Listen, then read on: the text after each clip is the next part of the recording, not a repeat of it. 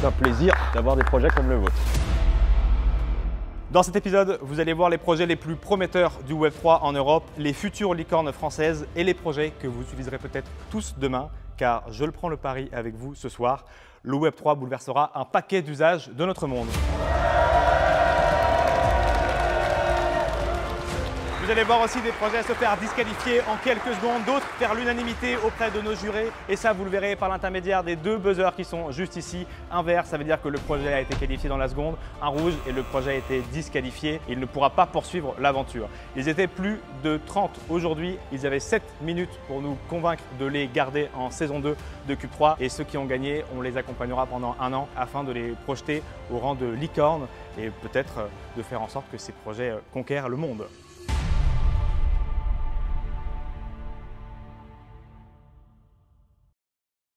Merci à l'application Wiggle avec qui nous célébrons la cérémonie. Je vous en parlerai plus en détail à la fin de la vidéo et dans la description. Bienvenue dans la deuxième partie de la cérémonie de Cube 3 qui vise à trouver les prochaines pépites du Web 3. Le décor a été planté dans le dernier épisode et la compétition fait rage au sein des pitchers.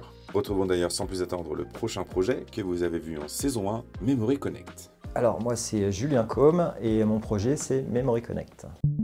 Memory Connect agit comme une passerelle sécurisée permettant aux individus de gérer l'ensemble de leurs aspects financiers liés à leurs obsèques en un seul endroit. Plus qu'une simple plateforme de stockage, Memory Connect offre une infrastructure robuste qui se connecte aux différents acteurs du monde funéraire, garantissant un flux de données constant et sécurisé. En s'appuyant sur la blockchain, Memory Connect offre une multitude d'avantages.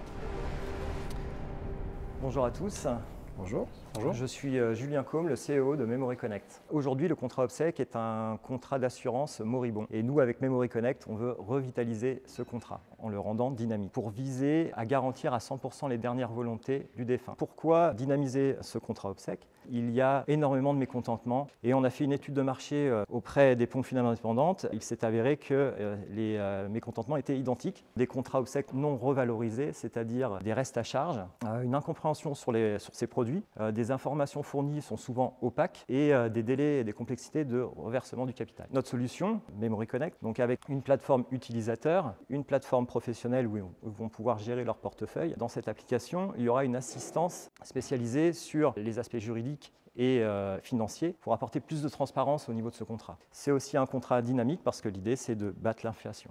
Notre produit, donc, il aura une couverture complète, c'est-à-dire qu'il fera des contrats en capital et en prestation et des modes de paiement en prime unique et en périodique. C'est-à-dire qu'on utilisera de la finance traditionnelle et de la finance décentralisée. Le marché est en croissance et effectivement, il y a un boom des contrats obsèques, de coût des obsèques qui monte en flèche. Donc un marché dynamique et concurrentiel. Les banques et assurances dominent ce marché. Des courtiers spécialisés qui, eux, distribuent leurs contrats auprès des pompes funèbres indépendantes. Et nous, on se différencie par la tech qu'on va apporter et l'expérience utilisateur et la valorisation du contrat. Voilà, merci. Merci. Eh bien, très stressant quand même. On est derrière un rideau noir, c'est vrai que... Et puis on entend Amaury de l'autre côté qui est en train de présenter notre projet, donc on sait que c'est pour bientôt. C'est incroyable, une montée de stress. À mon sens, si je comprends bien, il y a une mise en gage d'un certain montant qui va servir sur la période de fin de vie de la personne, qui est du coup utilisé dans ce que vous allez déployer pour générer un rendement.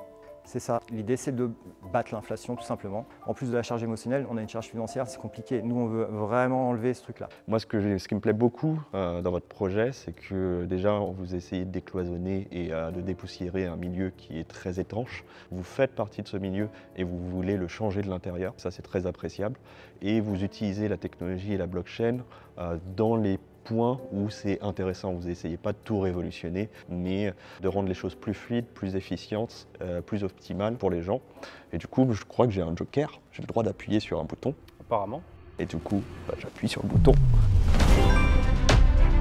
C'est un plaisir d'avoir des projets comme le vôtre. Franchement, merci beaucoup. J'ai eu la chance d'avoir été qualifié directement. Marc Zeller a appuyé sur le bouton vert, donc franchement, je le remercie. Et il a bien compris ce cas d'usage qui est important entre tradition et technologie. Moi, je trouve que c'est relativement important pour avoir vécu, comme beaucoup de gens qui, à mon avis, nous regardent ça, et comme beaucoup de familles. J'ai vraiment trouvé que ce milieu était contre les familles. Le faire évoluer de l'intérieur comme ils souhaitent le faire, utiliser la technologie là où on en a besoin et là où ça peut apporter une réelle plus-value, ça me semble justifier de leur donner une chance.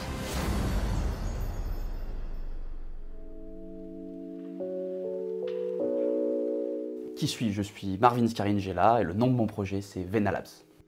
J'ai la chance d'avoir rencontré un développeur extraordinaire. Je suis un amoureux de l'écosystème. Moi j'adore vraiment transmettre tout ce que je sais de l'écosystème. Ça fait 10 ans que j'évolue là-dedans et je le vois grandir et s'améliorer d'année après année. Et c'est pour moi, je pense, un besoin de transmettre ce que je connais. Et je veux créer justement un outil qui permette à tout un chacun de venir découvrir ce monde-là comme je l'ai découvert moi. Et surtout d'être récompensé pour venir le découvrir. C'est ça l'intérêt en fait. Venalabs, un projet en 2 phases. Phase 1, plateforme de suivi d'airdrop qui permet aux utilisateurs d'extraire et d'analyser des données blockchain facilement. L'idée est d'offrir une interface utilisateur intuitive où l'on peut suivre des airdrops actifs et recevoir des notifications sur les nouvelles opportunités. Éducation et formation en crypto. La seconde partie du projet est de créer une plateforme éducative similaire à Open Classrooms. Elle proposera des cours adaptés à divers profils professionnels et intégrera des routines d'apprentissage pour faciliter l'intégration théorique et pratique, rendant les utilisateurs éligibles à de futurs airdrops. Bien le bonjour. Bonjour. Bonjour. Aujourd'hui, la blockchain est un océan pour des gens comme vous et moi d'opportunités. Mais il faut savoir que pour d'autres, c'est un labyrinthe complexe. Le rôle de Venalabs, c'est de fournir une boussole à tout un chacun afin de ne plus jamais perdre le nord dans ce bel écosystème. Il est compliqué de trouver réellement du contenu propre et sûr de qualité, mais pour le débutant qui arrive, c'est très complexe. La solution, c'est simple, c'est Venalabs. Qu'est-ce que Venalabs?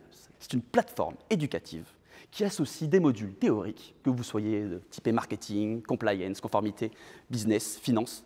Tout le monde y trouve son intérêt. C'est très simple. Comment on se différencie? 2 attributs. Premièrement, la théorie, c'est génial, mais ce qui est important, c'est la pratique. Et l'objectif, c'est de rendre du coup cette dimension théorique pratique et de permettre à l'utilisateur de venir interagir avec des plateformes. Parce qu'il faut s'amuser, il faut que ce soit plaisant.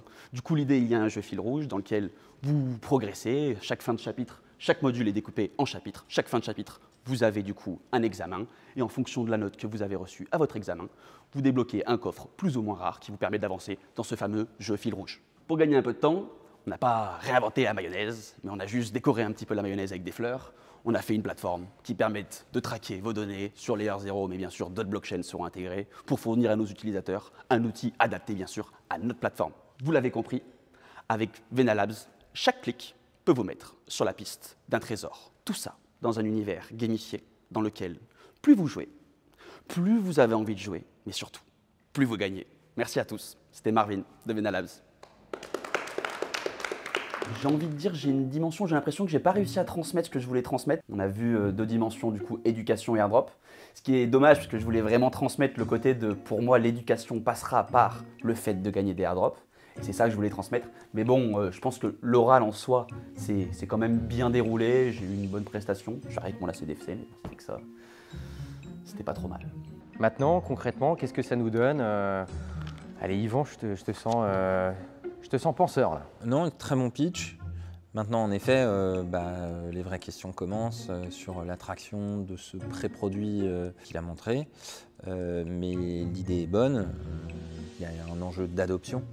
Curieux de voir les éléments de Tu as envie de l'envoyer à Cube 3?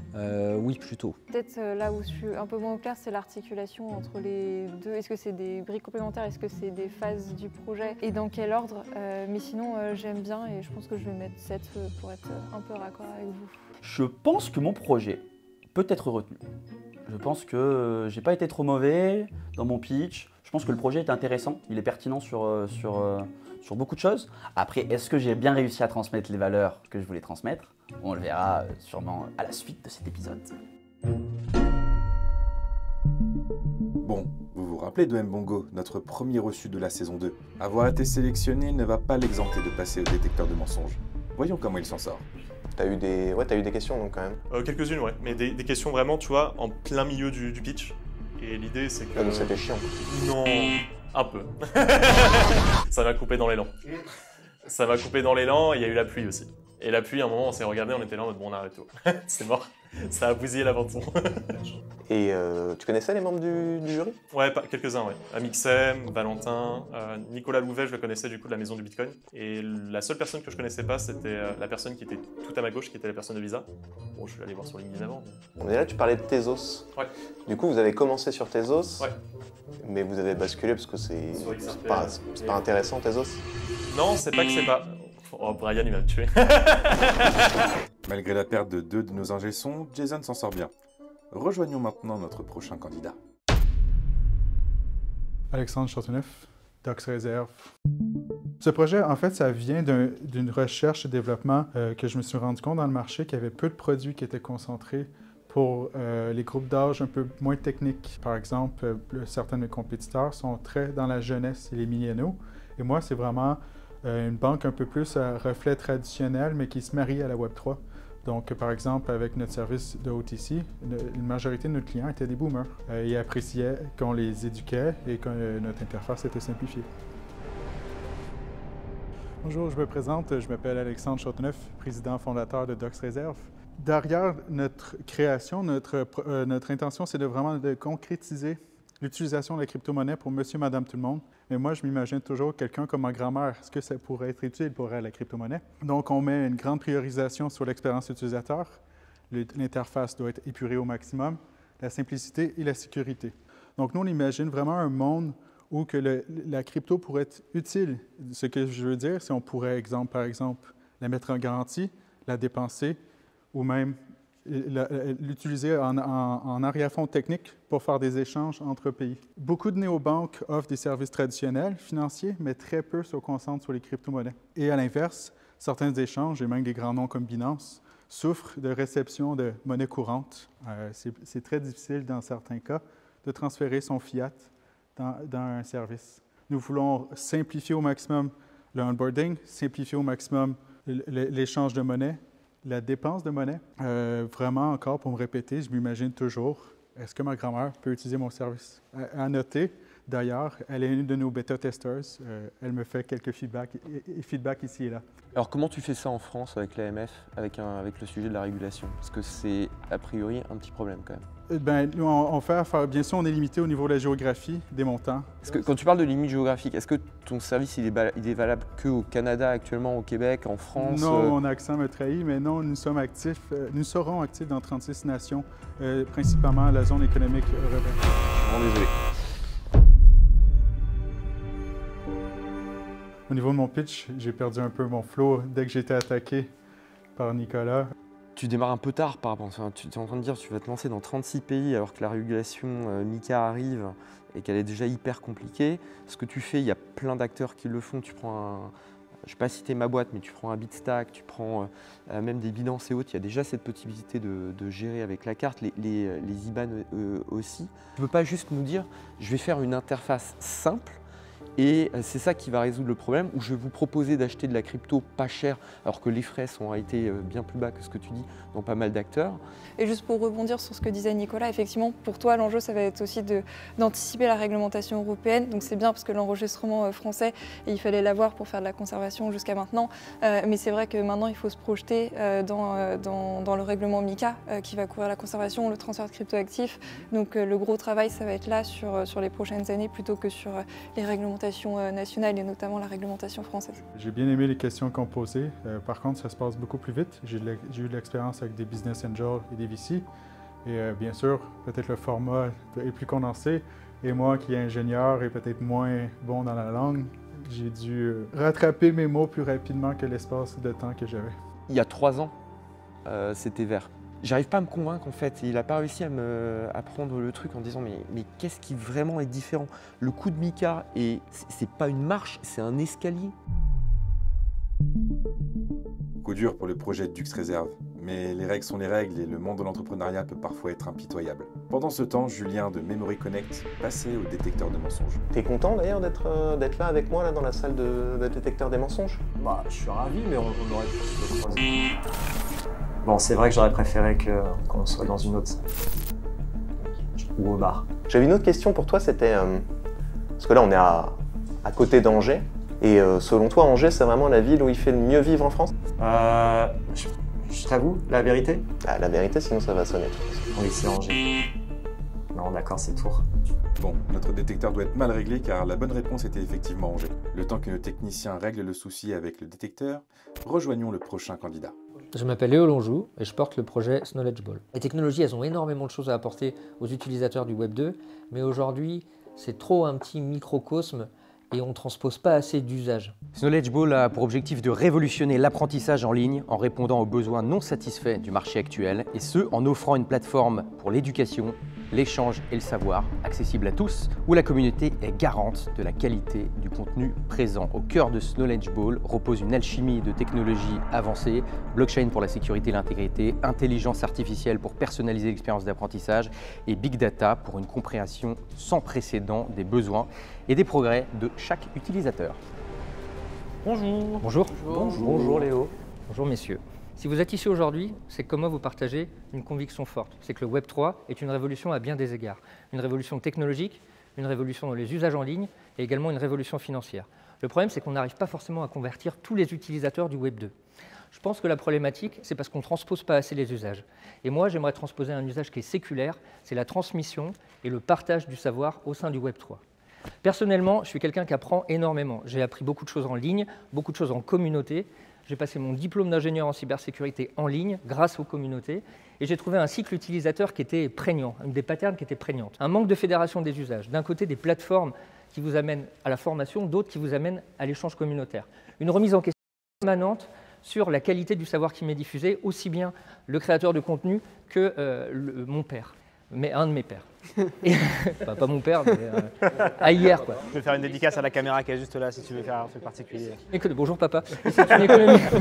Et c'est une économie en circuit fermé. Circuit fermé parce qu'elle ne rétribue pas les utilisateurs pour le partage, alors qu'ils sont des vecteurs d'accélération de ce partage. C'est donc deux marchés en un.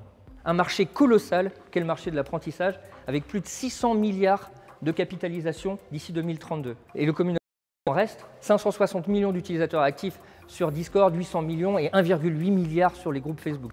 Knowledge Ball, la réunion de Knowledge et Snowball, qui vise à transformer le savoir en une monnaie qui est échangeable. J'apprends, je partage, je gagne, je réapprends. C'est une plateforme unifiée qui rassemble les usages collaboratifs et de Learning System Management, un algorithme de consensus communautaire qui permet de valider la qualité de la donnée au sein de la plateforme et également de rétribuer automatiquement les utilisateurs, et un outillage de création d'apprentissage normalisé et optimisé. Voulez-vous participer avec moi à l'économie du savoir? Ah, voilà, bravo! Bravo. Donc là, Maxime Baron vient de te qualifier instantanément pour la saison 2 de Cube 3. Voilà, exactement. C'est gagné. J'ai eu la chance d'avoir le buzzer vert, l'unanimité du jury. J'ai vécu un peu un déplacement de corps astral. Si je devais l'expliquer comme ça, je me suis vu du dessus. Je serais incapable de dire ce que j'ai dit. Je sais juste que j'avais répété mon pitch et je pense que c'est sorti en mode état de flow un peu. Non.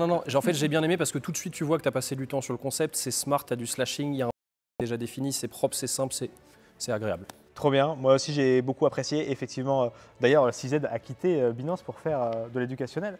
Donc, c'est effectivement un petit peu la veine du sujet. Bon, évidemment, avec Cryptost, on est depuis 7 ans sur ce sujet-là. Donc, tu parles à quelqu'un qui apprécie particulièrement le partage de savoir et qui en connaît particulièrement les contours et les enjeux. Donc, félicitations pour ça. Et effectivement, ça a l'air d'être plutôt bien réparti. Donc, j'aime beaucoup aussi. Je suis très content de te compter parmi nos cubers. Je pense qu'on adoptera vraiment majoritairement le Web3 comme étant le nouveau paradigme de l'Internet quand on arrivera à faire cette translation d'usage déjà aujourd'hui prégnant et existant. Voire même transformer un usage humain séculaire comme l'apprentissage, ou la transmission du savoir et de l'apprentissage dans le Web3. C'est comme ça qu'on aura l'adhésion de tout le monde.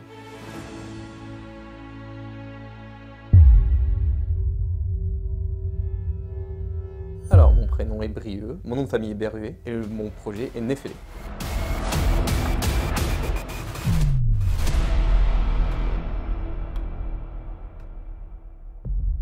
Merci à l'application Wiggle avec qui nous célébrons cette cérémonie.